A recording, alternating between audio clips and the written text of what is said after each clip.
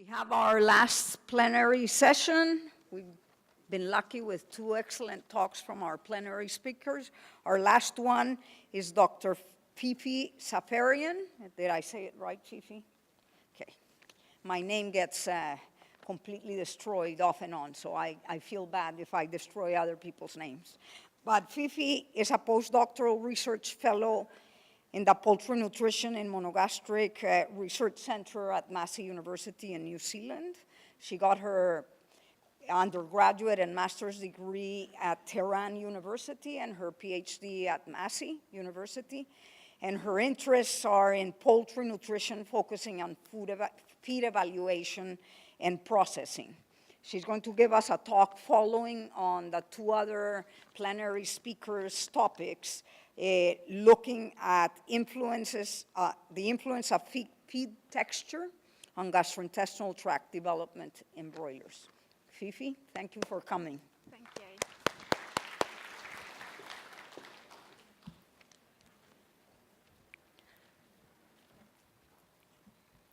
Thanks, Rosalina, for the introduction. Good morning, everyone.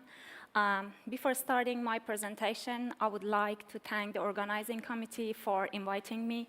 It's such a great honor to be here. The topic of my presentation is influence of feed texture on gastrointestinal tract development in broilers. This is the outline of my study. I start with digestive tract of chicken, mainly focusing on proventriculus and gizzard. Then I talk about different refluxes which exist in a digestive tract. Then I move to effect of feed form, feed particle size, whole grain feeding, dietary fiber inclusion on digestive tract development and functionality. And at the end, I come up with some take-home messages. To start, digestive tract of chicken is highly efficient but comparatively short. It starts at mouth and ends at cloaca. The upper digestive tract includes crop, proventriculus, and gizzard. Crop is a small sac which is used as a storage, feed storage, and also feed moisturizer. If birds are fed ad libitum or have access to feed during the day, feed bypass the crop and go to proventriculus and gizzard without going to crop. Proventriculus is the place where hydrochlorhydric acid and pepsinogen are secreted. Feed does not stay long in this organ and it passes quickly to gizzard. Gizzard is the site where first mechanically breaking down of the feed is happening. After gizzard, feed goes to the small intestine, which is a site for most nutrient digestion and absorption. In this slide, I try to show you the pH and the retention time of the feed and digesta in the digestive tract of the chicken. Here you see that pH in the crop is the pH in the pH of the digesta in the crop is close to the pH of the feed, is 5.5, and then when feed goes to proventriculus and gizzard, pH drop down to 2.5 to 3.5 because of the hydrochlorhydric acid secretion. The retention time for these two organs is half an hour to 1.5 hours. And along the digestive tract, after gizzard, the pH increase. It's because of the bicarbonate secretion from the pancreas and also nutrient absorption. The average retention time of the digesta or feed in the digestive tract of the chicken is 3 to 5 hours. It depends on many factors such as dietary factor or birth-related factors. In this slide, I try to show you the structure of proventriculus and gizzard. As you can see here, in proventriculus, we have the gastric glands, which produce the hydrochlorhydric acid and pepsinogen, and they will be secreted by the gastric papilla into the proventriculus. And gizzard is surrounded by very strong muscle. You see here two big lateral muscle, and also there are two thin muscle which are posterior and anterior position. These are the list of the function of the gizzard, and you see gizzard can mix can help in mixing feed with enzyme. It can grind the feed material. It aids in a digestion by reducing the particle size. And it also helps the regulation of the feed flow in the digestive tract. There are 3 intensive refluxes in chicken digestive tract. The first one is called gastric refluxes, which is 2 to 4 cycles per minute. It transfers the digestor from proximate duodenum to gizzard and proventriculus. And the second one is called intestinal refluxes, which transfer the digestor from ileum to jejunum and duodenum. And it's happening 4 contractions per minute. And the last one is called the colonical refluxes, which transfer the uric acid nitrogen from cloaca to the ceca. And it helps when diet is low in the nitrogen. And you see here the different refluxes.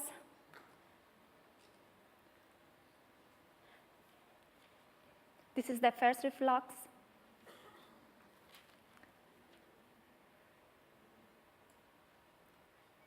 And the second reflux, which helps the digester stay longer in this part.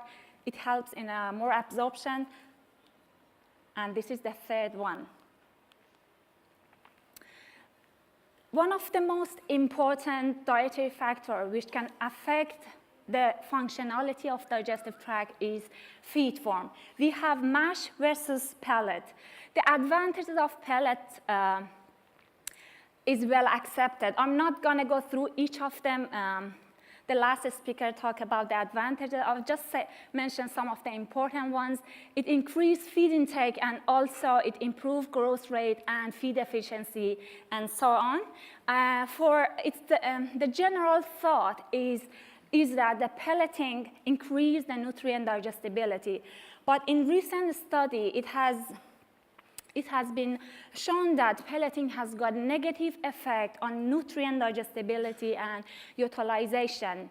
In a study that has been done, in series of studies that have been done in our lab, we observed that pelleting, although pelleting has got positive effect in fat, calcium, and phosphorus digestibility, it has no effect on the protein and starch digestibility, and no effect on metabolizable energy in corn diet.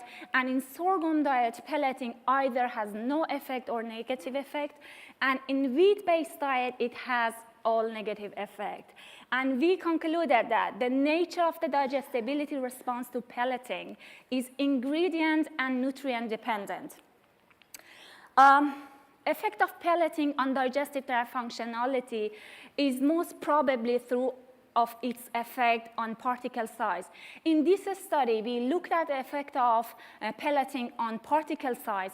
Here you see that in a MASH diet, it was a wheat-based diet, 26% of the particles are 2 millimeter or over 2 millimeter.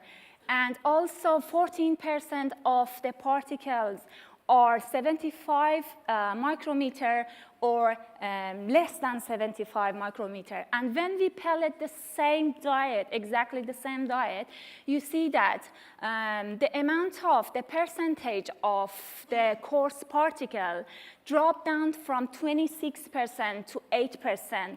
And the percentage of the fine particle increased from 14% to 25%. Then, for sure, we can say that pelleting reduced the particle size.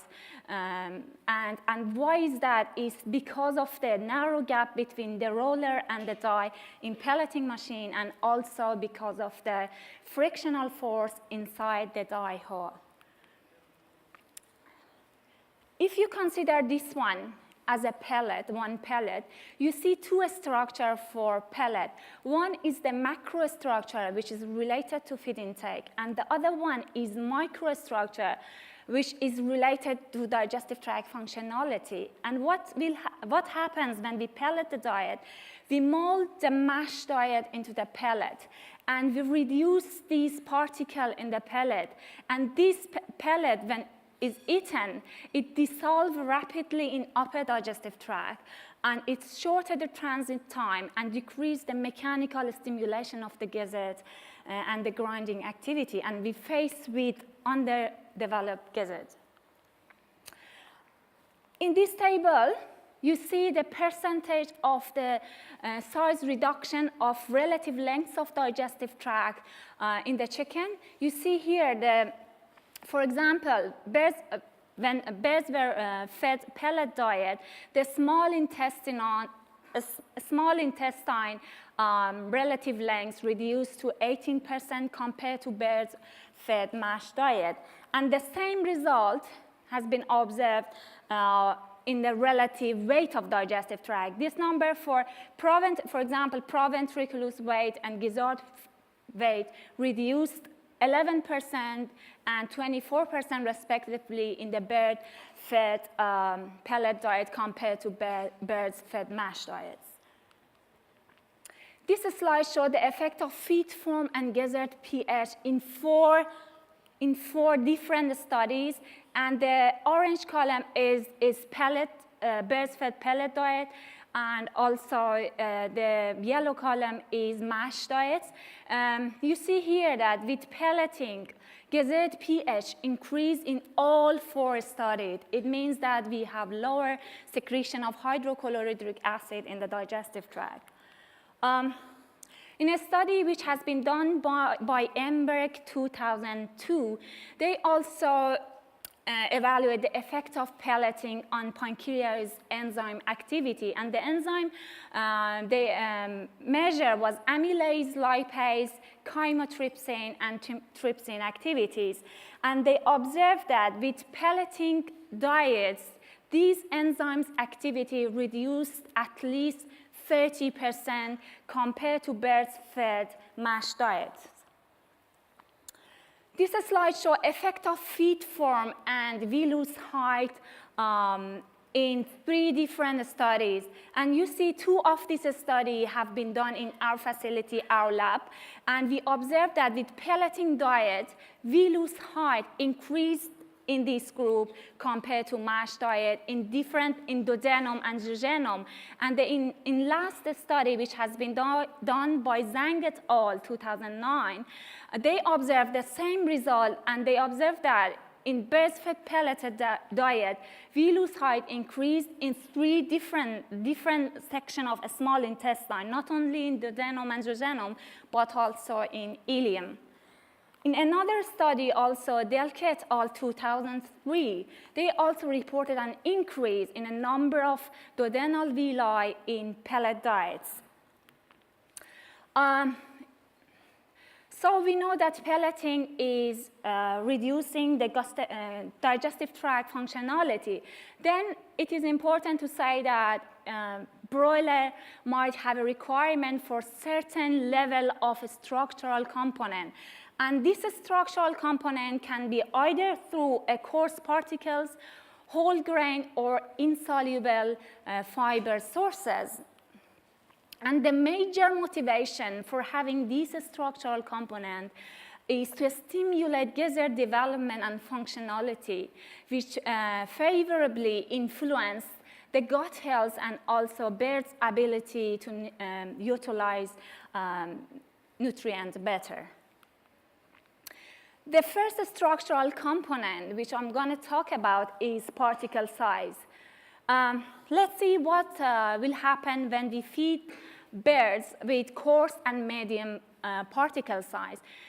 These large particles come in the gizzard, and gizzard does not allow large particle to get past. Then it grinds and mixes feed particle, and it reduces its size to the a smaller particle size, and at the same time, it stimulates proventriculus to secrete more hydrochlorhydric acid and pepsinogen. Then we can say that coarse feed stimulate stomach development and functionality. And when birds are fed fine particles, these fine particles go to gizzard and gizzard is not working properly. And because particle itself, they are very small, there is no need for gizzard to reduce the particle size. And by any chance, if there are some large particles, they can get past without size reduction. And proventriculus also is not efficient in secreting hydrochlorhydric acid and pepsinogen. And so we can say that finely ground feed reduces stomach stimulation and functionality. In the study which has been done by Amira et al. 2007, they used 2 feed form, mash versus pellet, and also 2 feed particle size, coarse and medium. And what they observed was in mash diets, bears fed coarse particle, they showed better weight gain compared to medium particles. But this effect was not seen in bears fed pellet diet. And the same result was observed for feed intake and FCR.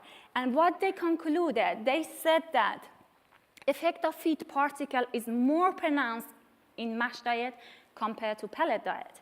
However, in the study which has been done by our lab, we also had, we evaluate 2 feed form, mash versus pellet, and also 3 different particle size, 2, 5, 8 millimeter.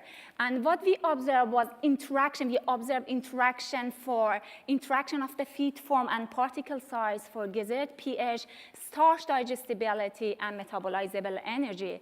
And you see here, for all these parameters, mash diets, different particle size in mash diet did not have any effect on this parameter. But when we reduce the particle size from 2 to 5 and 8, gizzard pH reduced, which means more hydrochlorhydric acid secretion, and starch digestibility increased, and the same result for metabolizable energy. And what we suggested that in corn-based diet, having a coarse particle, we get a still benefit effect on nutrient and energy utilization with pelleting.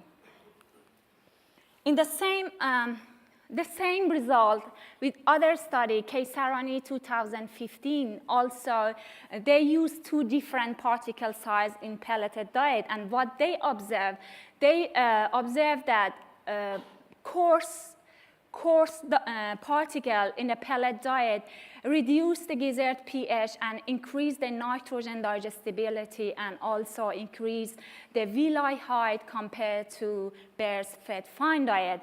And the same result observed by Yu et al. 2015. They observed that with having 50% coarse particles in the diet, gizzard weight, nitrogen and energy digestibility, and villi surface increased compared to diet that had no coarse particles. This is the second structural component that I'm going to talk about, is whole grain feeding. When I say whole grain, it mostly means whole wheat feeding. The advantages of whole grain is well accepted. For example, whole grain feeding lowers the feed cost. It meets the consumer demands for natural feeding. It also improves gut health and regulate feed consumption, and also it increases the enzyme secretion in digestive tract. But if there are some discrepancy in the result, especially result of the performance in literature.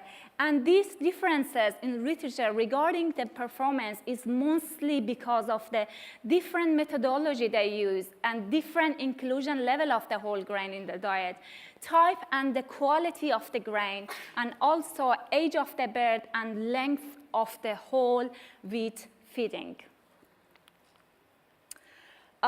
In this slide, you see the effect of whole grain feeding on relative weight of gizzard and pancreas in 3 different studies. You see that gizzard weight, the orange column is whole grain fed birds, that in 3 studies, whole grain feeding increased the gizzard weight compared to the pellet diet, and almost the same result was observed for pancreas weight. In the study which has been done recently by Abdullahi et al. 2016, they used 3 different methods of adding wheat to the diet. The first one was ground wheat in the diet, and the second and third one was pre-pelleting and post-pelleting whole wheat inclusion with 25% of inclusion rate. You see that what they observed was very interesting. They observed that with post-pelleting whole grain, with post-pelleting whole wheat inclusion in the diet, proventriculus weight, gizzard weight, and the digestibility of the nutrient, and also metabolizable energy, they all increase in this group compared to 2 other. And what they suggested that there is an opportunity for post-pelleting whole wheat to enhance the nutrient digestibility. But when they have seen the performance result, the result was the other way.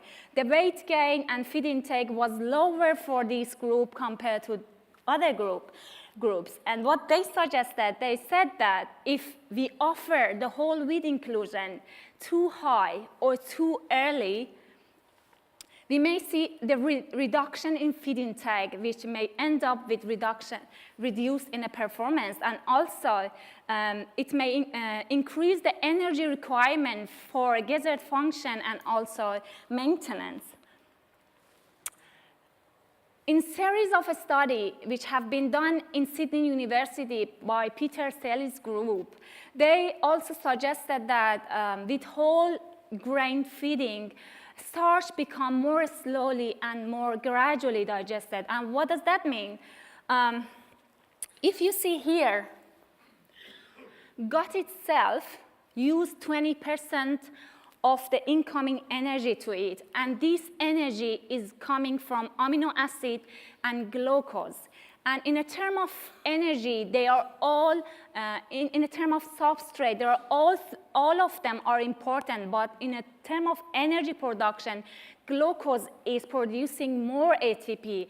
And when a starch becoming more slowly digested, it means that the glucose will be available along the digestive tract, and it saves amino acid to oxidize. And it means that energy is driven more efficiently in whole grain feeding.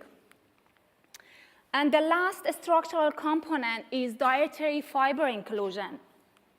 Dietary fiber has been considered as a diluent of the diet and often is an anti-nutritional factor. It can have abrasive effect on the intestinal wall, and also it can increase endogenous cell losses. But if we add it in a moderate level, we can see a positive response such as better gizzard function and increase in refluxes in a digestive tract, and also higher nutrient digestibility, and subsequently better growth performance and better gut health. These are the advantages of having dietary fiber in the diet, but there are some factors interfering with the result of having dietary fiber in a diet. Factors such as source of the dietary fiber, inclusion level of it, basal diet, which means the dietary fiber of the basal diet, dietary fiber content of the basal diet, physical structure of the fiber source, feed form, and also type and age of the birds, all can affect of the result we see by dietary fiber inclusion in the diet.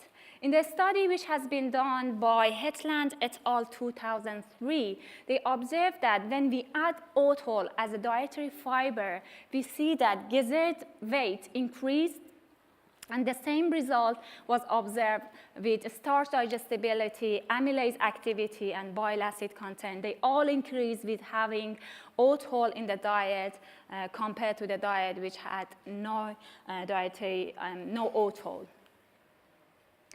And to see which of these structural components is more important regarding the gizzard development and also musculature.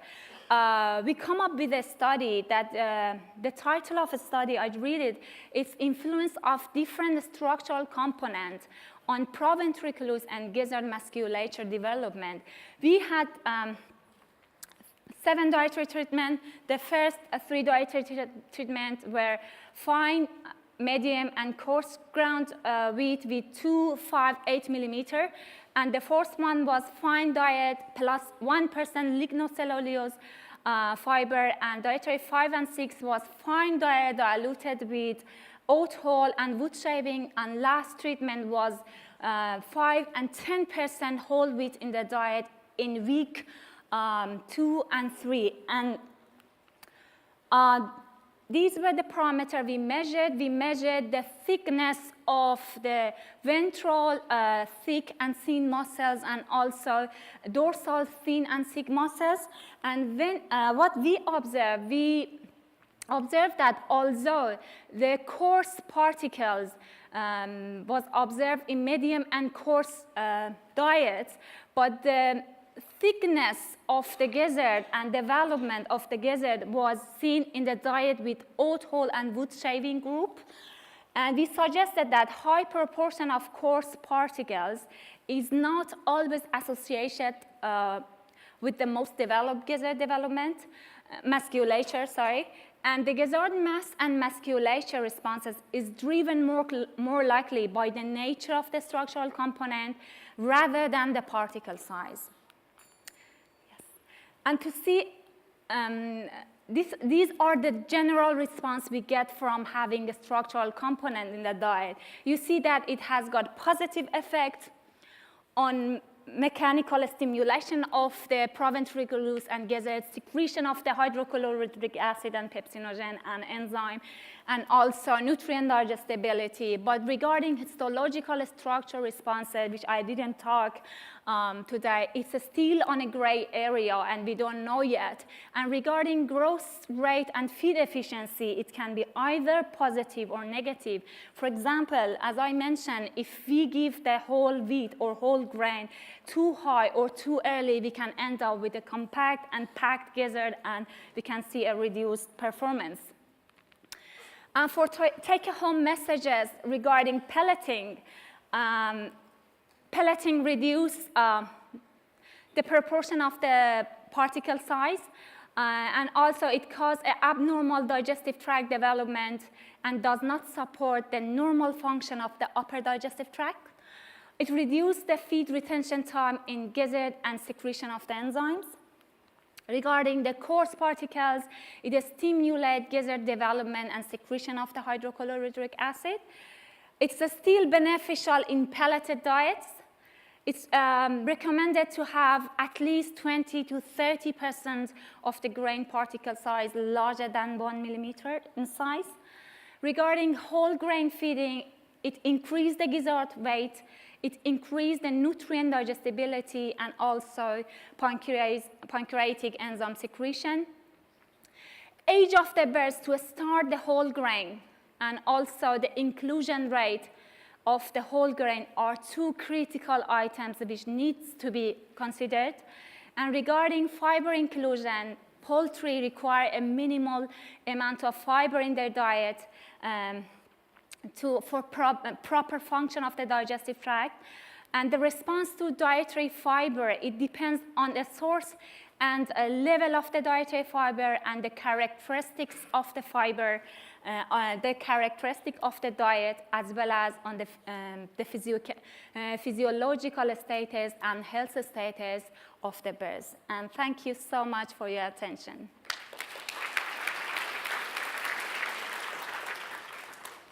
Thank you so much, Fifi. You're We welcome. have a couple of minutes for questions. If somebody has questions, again, remember you can write them up, and Yeah. I know Fifi will get answers to you. Yeah. Yeah. Yeah. Like what age will be, what is the age, ideal age? What age will be ideal to start the whole grain feeding in broilers? Oh, that's good. we believe that we shouldn't offer whole wheat in the first week of life. And we can have like pre-pelleting whole wheat in the diet, which is okay, but not post-pelleting whole wheat inclusion. And after week 1, we can offer with the minimum amount of 5%, and then we can increase each week by 5%, maximum to 15%. We believe this. What is the maximum percentage, E2? Pardon? What is the minimum percentage? The minimum is, you shouldn't give the whole wheat first week, okay? And then after week 1, with 5% to start, and then every week you can add 5%, maximum to 15%. Thank you. No worries. Any burning questions? If not,